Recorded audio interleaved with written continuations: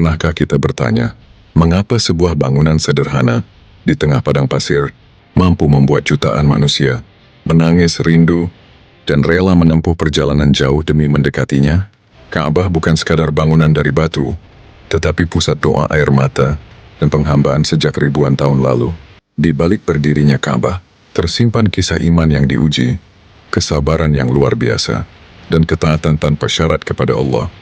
Kisah ini bukan hanya untuk didengar, tetapi untuk direnungkan, karena di dalamnya ada pelajaran hidup yang sangat dalam untuk kita semua. Sebelum kita masuk ke kisahnya, pastikan kamu sudah menekan tombol subscribe, karena channel ini akan terus menghadirkan kisah-kisah Islami yang menenangkan hati dan menguatkan iman. Jangan lupa juga like video ini agar semakin banyak orang mendapatkan manfaat, dan share kepada orang-orang tercinta sebagai amal jariah. Semoga setiap kebaikan yang kita sebarkan menjadi pahala yang terus mengalir. Dan sekarang, mari kita mulai kisah penuh makna tentang bagaimana Ka'bah pertama kali berdiri, dan apa pesan besar yang Allah titipkan di baliknya.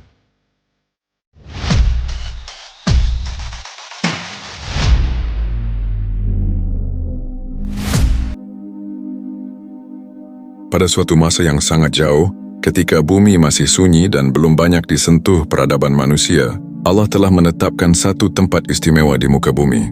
Tempat itu tampak biasa, hanya sebuah lembah tandus yang dikelilingi perbukitan kering, tanpa pepohonan, tanpa sungai, dan tanpa kehidupan yang menjanjikan.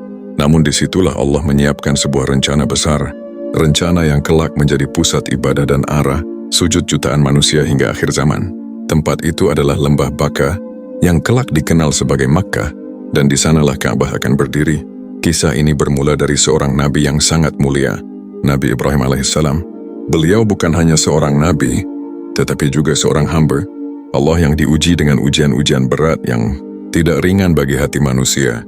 Sejak muda Nabi Ibrahim telah berhadapan dengan kaumnya yang menyembah berhala.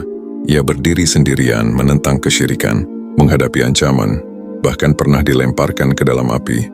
Namun dengan keimanan yang kokoh, Nabi Ibrahim selalu memilih taat kepada Allah, apapun risikonya. Allah melihat keikhlasan Nabi Ibrahim, lalu mengujinya dengan ujian yang lebih besar. Ujian yang menyentuh sisi terdalam hati seorang manusia, yaitu keluarga. Suatu hari Allah memerintahkan Nabi Ibrahim untuk membawa istrinya, Siti Hajar, dan putranya yang masih bayi, Nabi Ismail, menuju sebuah lembah yang tidak dikenal, sebuah tempat yang tidak berpenghuni, jauh dari keramaian dan kehidupan. Perintah ini bukan perintah biasa. Ini adalah perintah yang secara logika manusia terasa sangat berat dan sulit diterima. Dengan hati yang penuh kepasrahan, Nabi Ibrahim melaksanakan perintah itu. Ia membawa Siti Hajar dan bayi kecilnya menempuh perjalanan panjang, melewati padang pasir yang panas, hingga akhirnya sampai di sebuah lembah yang benar-benar sunyi.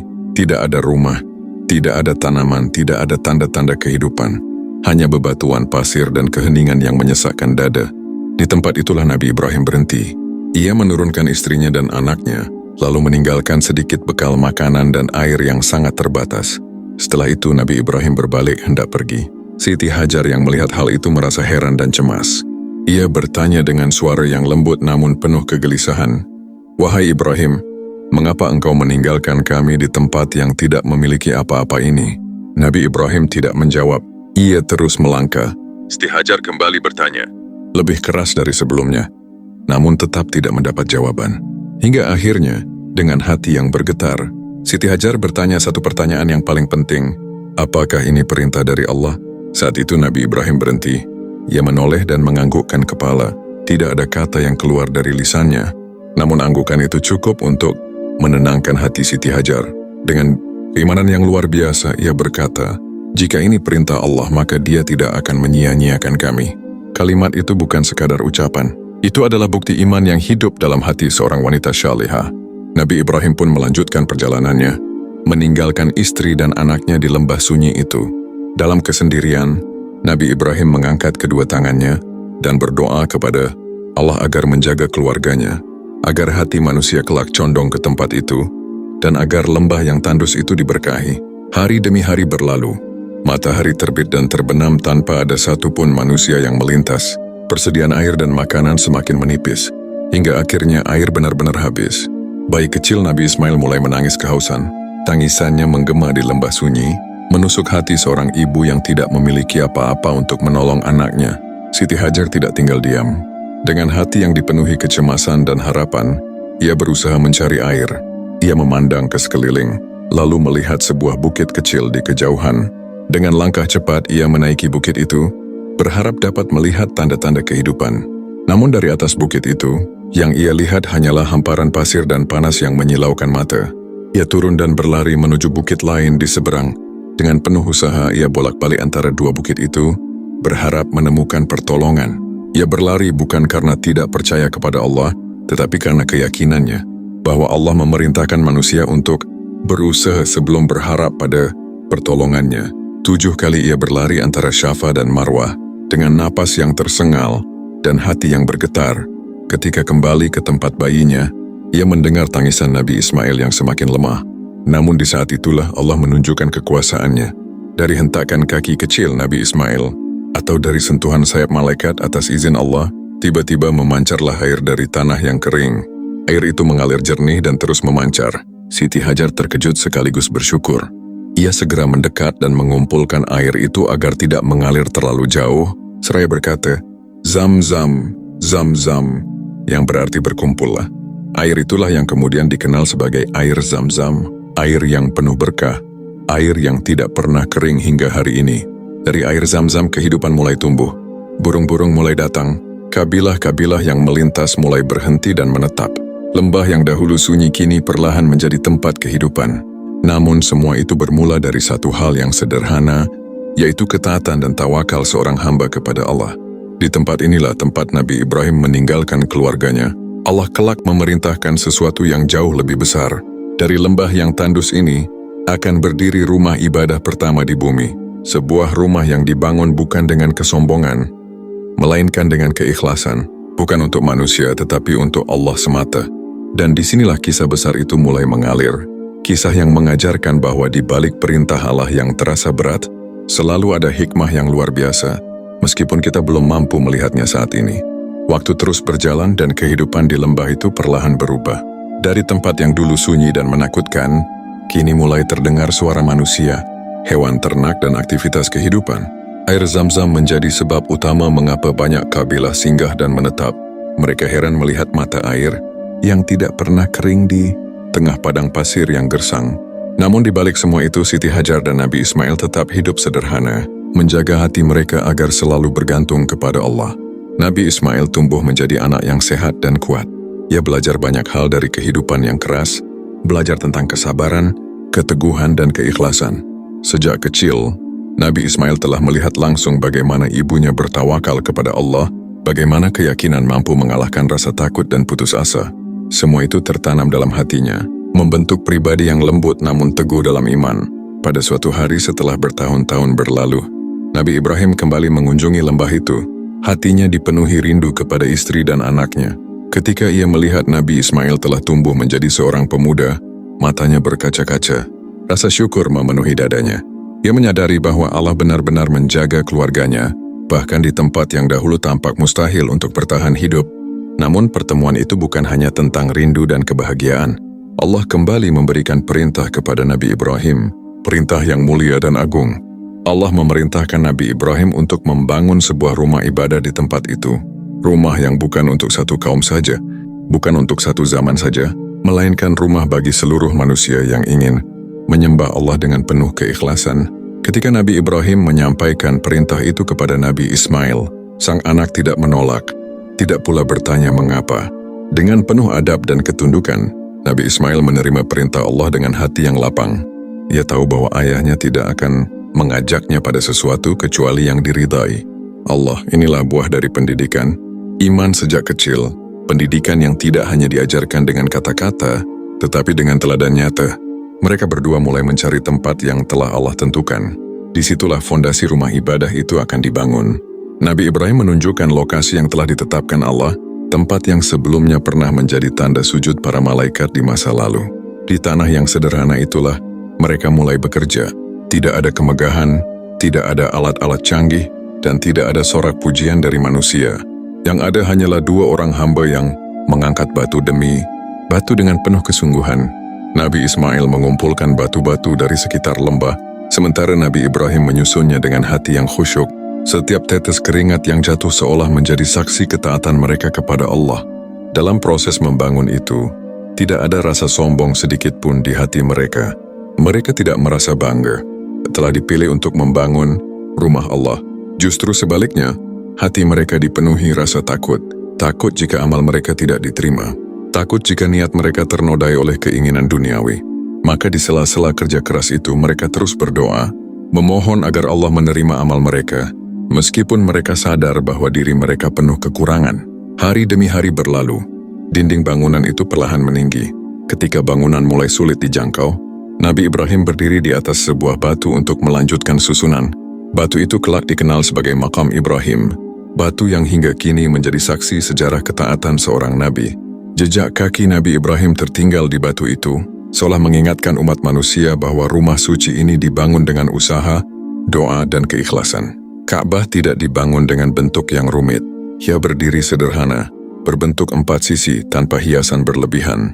Namun justru kesederhanaan itulah yang menjadikannya agung, karena kemuliaannya bukan terletak pada bentuk fisiknya, melainkan pada tujuan pembangunannya. Ka'bah dibangun untuk mengingat Allah, untuk menyatukan arah ibadah, dan untuk menghapus kesombongan manusia di hadapan Sang Pencipta. Setiap batu yang disusun mengandung makna penghambaan. Setiap langkah yang diambil adalah bukti bahwa ketaatan kepada Allah terkadang membutuhkan kerja keras dan pengorbanan. Nabi Ibrahim dan Nabi Ismail tidak hanya membangun sebuah bangunan, tetapi sedang meletakkan dasar tauhid bagi generasi setelah mereka. Di saat-saat itulah Nabi Ibrahim menyadari betapa besar amanah yang Allah berikan. Rumah ini bukan hanya untuk zamannya, bukan hanya untuk kaumnya. Rumah ini akan menjadi tujuan manusia dari berbagai penjuru dunia. Akan ada yang datang dengan air mata penyesalan, ada yang datang dengan doa-doa penuh harap, dan ada pula yang datang untuk mencari ketenangan jiwa. Sementara itu, Nabi Ismail belajar satu pelajaran penting dari ayahnya, bahwa ketaatan bukanlah soal seberapa besar peran kita di mata manusia, tetapi seberapa tulus kita di hadapan Allah. Ia melihat ayahnya bekerja tanpa keluhan, berdoa tanpa henti, dan menyerahkan hasilnya sepenuhnya kepada Allah. Pelajaran ini tertanam kuat dalam hatinya, membentuk kepribadian yang kelak menjadi teladan bagi umat manusia. Pembangunan Ka'bah terus berlanjut dengan penuh kesabaran. Tidak ada yang tahu bahwa bangunan sederhana itu kelak akan menjadi pusat perhatian dunia. Tidak ada yang membayangkan bahwa jutaan manusia akan mengelilinginya dengan penuh cinta dan kerinduan. Namun Allah Maha mengetahui, apa yang tampak kecil di mata manusia bisa menjadi sangat besar di sisinya. Dan di lembah yang dahulu sunyi itu rumah Allah mulai berdiri, bukan sebagai simbol kekuasaan manusia, tetapi sebagai tanda kasih sayang Allah kepada hamba-hambanya. Sebuah rumah yang kelak akan memanggil hati manusia untuk kembali kepada fitrah, untuk tunduk dan untuk mengingat bahwa hidup ini hanyalah perjalanan menujunya. Bangunan itu kini hampir selesai. Batu-batu telah tersusun rapi, berdiri kokoh di tengah lembah yang dahulu sunyi. Ka'bah mulai menampakkan bentuknya, sederhana namun penuh wibawa. Nabi Ibrahim dan Nabi Ismail memandang bangunan itu dengan hati yang bergetar, bukan karena bangga, tetapi karena rasa takut dan harap yang bercampur menjadi satu. Takut jika amal ini tidak diterima, dan berharap semoga Allah meridainya. Di saat-saat terakhir penyempurnaan bangunan, Nabi Ibrahim kembali berdiri di atas batu yang selama ini digunakannya untuk menjangkau bagian yang tinggi. Dari tempat itu, ia melihat Ka'bah dengan pandangan yang penuh makna. Ia sadar, bangunan ini bukan hasil kecerdikan manusia, melainkan hasil ketaatan. Bukan hasil kekuatan, tetapi hasil keikhlasan. Setelah Ka'bah selesai dibangun, Nabi Ibrahim dan Nabi Ismail tidak merayakannya dengan kegembiraan duniawi. Mereka tidak mengundang manusia untuk memuji. Mereka justru menundukkan kepala dan mengangkat tangan, memanjatkan doa dengan suara yang lirih namun penuh ketulusan. Mereka memohon agar Allah menerima amal mereka, meskipun mereka sadar bahwa diri mereka hanyalah hamba yang penuh kekurangan. Doa itu mengalir dari hati yang bersih. Mereka memohon agar tempat ini menjadi rumah yang diberkahi, rumah yang aman, rumah yang dipenuhi oleh orang-orang yang datang dengan hati yang tunduk kepada Allah. Mereka juga memohon agar keturunan mereka kelak menjadi umat yang menjaga salat, mencintai kebaikan dan menjauhi kesyirikan. Allah pun mengabulkan doa itu dengan cara yang luar biasa. Setelah Ka'bah berdiri, Allah memerintahkan Nabi Ibrahim untuk menyeru seluruh manusia agar datang ke rumah Allah. Sebuah perintah yang, jika dipikir dengan akal manusia, terasa mustahil. Bagaimana mungkin suara seorang manusia di tengah padang pasir bisa terdengar hingga ke seluruh penjuru dunia? Namun Nabi Ibrahim tidak meragukan perintah itu. Ia berdiri di tempat yang telah Allah tentukan, lalu menyeru dengan penuh ketaatan. Ia memanggil manusia untuk datang berhaji ke rumah Allah, untuk menyembahnya dan meninggalkan segala bentuk kesyirikan. Nabi Ibrahim tahu tugasnya hanyalah menyampaikan, sementara Allah lah yang akan menyampaikan seruan itu ke hati manusia. Dan benar saja, Allah menyampaikan seruan itu bukan hanya kepada manusia yang hidup saat itu, tetapi kepada ruh-ruh manusia hingga hari kiamat. Itulah sebabnya hingga hari ini, manusia dari berbagai penjuru dunia merasa terpanggil untuk datang ke Ka'bah. Ada yang menabung bertahun-tahun, ada yang menunggu seumur hidup, ada yang menangis rindu meski belum pernah melihatnya. Semua itu bukan karena batu-batu Ka'bah, tetapi karena panggilan Allah yang hidup di dalam hati mereka. Seiring waktu berjalan, Ka'bah menjadi pusat ibadah dan simbol tauhid. Manusia mulai mengenal arah yang sama dalam salat, tidak lagi menyembah matahari, bintang, atau berhala, tetapi mengarahkan wajah dan hati hanya kepada Allah. Ka'bah menjadi saksi bahwa manusia berasal dari satu Tuhan dan akan kembali kepada Tuhan yang sama. Namun perjalanan Ka'bah tidak selalu mulus. Ada masa di mana manusia melupakan tujuan awalnya. Ada masa di mana kesyirikan kembali menyelimuti sekitarnya. Berhala-berhala didirikan, dan manusia kembali tersesat. Namun Allah tidak membiarkan rumahnya kehilangan cahaya selamanya. Dari keturunan Nabi Ismail, Allah menyiapkan seorang nabi terakhir, Nabi Muhammad, yang kelak akan membersihkan Ka'bah dari kesyirikan dan mengembalikan fungsinya sebagai pusat tauhid. Semua itu berawal dari ketaatan Nabi Ibrahim dan Nabi Ismail.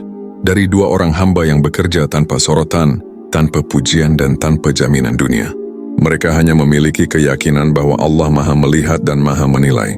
Ka'bah yang berdiri hingga hari ini adalah bukti bahwa amal yang dilakukan dengan ikhlas akan bertahan melampaui zaman.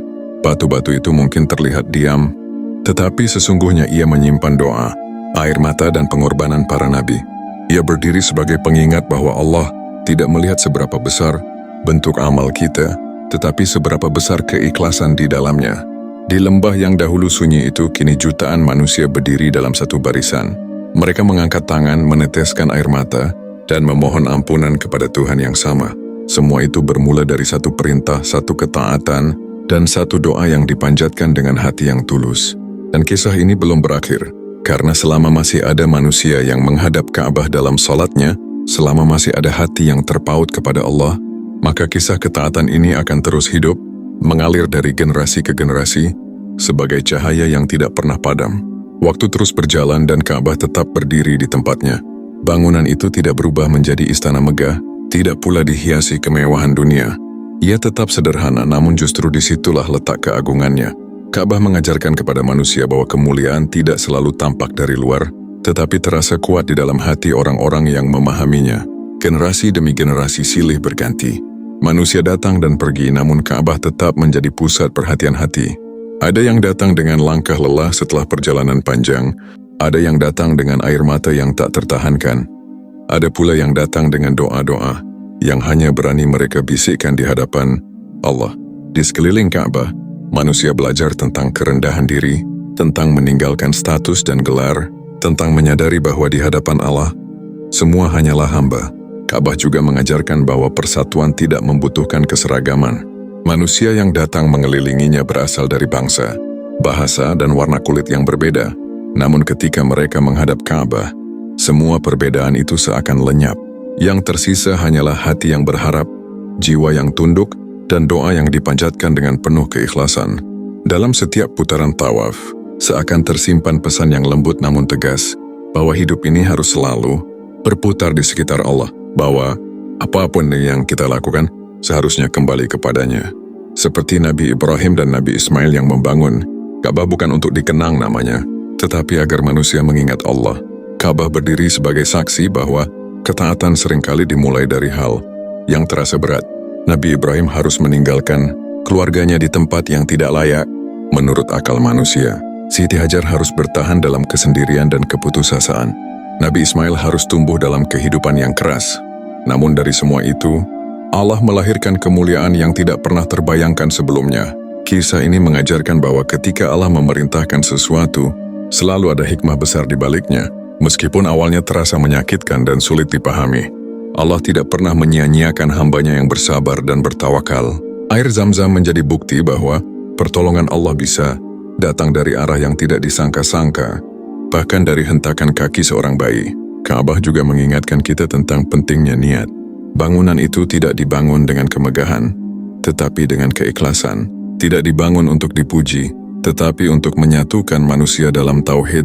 Dari sini kita belajar bahwa amal yang kecil, jika dilakukan dengan niat yang benar, dapat memiliki dampak yang sangat besar dan bertahan hingga akhir zaman. Setiap kali kita menghadap Ka'bah dalam salat, sejatinya kita sedang mengingat kisah panjang tentang iman dan ketaatan. Kita sedang diingatkan bahwa hidup ini bukan tentang memenuhi keinginan diri, tetapi tentang memenuhi panggilan Allah, bahwa arah hidup yang benar adalah arah yang membawa kita semakin dekat kepadanya. Ka'bah berdiri bukan hanya sebagai bangunan suci, tetapi sebagai pelajaran hidup yang mengajarkan kesabaran, pengorbanan, keikhlasan, dan persatuan. Yang mengajarkan bahwa Allah Maha melihat setiap usaha, sekecil apapun itu, dan bahwa ketaatan yang tulus akan selalu menemukan jalannya menuju keberkahan. Semoga kisah berdirinya Ka'bah ini tidak hanya kita dengar, tetapi juga kita resapi. Semoga ia menguatkan iman kita saat diuji, menenangkan hati kita saat gelisah, dan mengingatkan kita untuk selalu menjadikan Allah sebagai pusat dari segala urusan hidup. Dan semoga, sebagaimana Nabi Ibrahim membangun Ka'bah dengan penuh keikhlasan, kita pun mampu membangun kehidupan kita di atas pondasi iman dan tauhid, agar kelak kita kembali kepada Allah dengan hati yang tenang dan penuh harap akan rahmat-Nya. Akhirnya dari kisah berdirinya Ka'bah, kita belajar bahwa Allah tidak pernah melihat seberapa besar kekuatan kita, tetapi seberapa ikhlas hati kita dalam taat kepadanya. Dari Nabi Ibrahim kita diajarkan ketaatan tanpa syarat.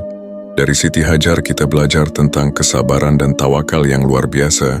Dan dari Nabi Ismail kita belajar ketundukan sejak usia muda. Ka'bah yang berdiri hingga hari ini adalah saksi bahwa amal yang dilakukan dengan ikhlas karena Allah akan hidup melampaui zaman. Ia mengingatkan kita bahwa hidup ini bukan tentang kemegahan dunia, tetapi tentang arah hati dan tujuan akhir kita. Semoga kisah ini mampu menenangkan jiwa kita, menguatkan iman kita, dan membuat kita semakin yakin bahwa setiap ujian pasti membawa hikmah dari Allah. Jika kisah ini menyentuh hatimu dan memberi manfaat, jangan lupa untuk subscribe channel ini agar kamu tidak ketinggalan kisah-kisah Islami penuh makna lainnya. Tekan juga tombol like sebagai bentuk dukungan, dan tuliskan di kolom komentar pelajaran apa yang paling kamu rasakan dari kisah ini. Semoga setiap interaksi yang kamu lakukan menjadi amal, kebaikan dan pahala yang terus mengalir. Terima kasih sudah menyimak hingga akhir. Semoga Allah memberkahi kita semua, mengampuni dosa-dosa kita, dan mempertemukan kita dengan kebaikan di dunia dan akhirat. Sampai jumpa di kisah Islami berikutnya. Wassalamualaikum warahmatullahi wabarakatuh.